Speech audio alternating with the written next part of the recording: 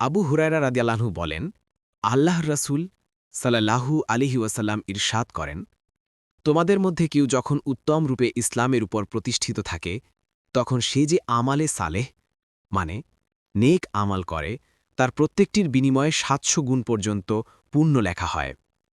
আর সে যে পাপ কাজ করে তার প্রত্যেকটির বিনিময়ে তার জন্য ঠিক ততটুকুই পাপ লেখা হয়। আবু সাঈদ খুদ্রি রাদিয়াল্লাহু তিনি আল্লাহর রাসূল সাল্লাল্লাহু আলাইহি ওয়াসাল্লামকে বলতে শুনেছেন, বান্দা যখন ইসলাম গ্রহণ করে এবং তার ইসলাম উত্তম হয়, আল্লাহ তাআলা তার পূর্বের পাপসমূহ ক্ষমা করে দেন। অতঃপর শুরু হয় প্রতিফল।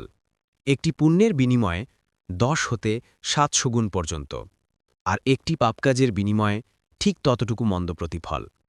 অবশ্য আল্লাহ যদি ক্ষমা করে দেন তবে তা অন্য ব্যাপার। ইসলামের জন্য ভিডিওটি শেয়ার করবেন আর চ্যানেলটি সাবস্ক্রাইব করতে ভুলবেন না।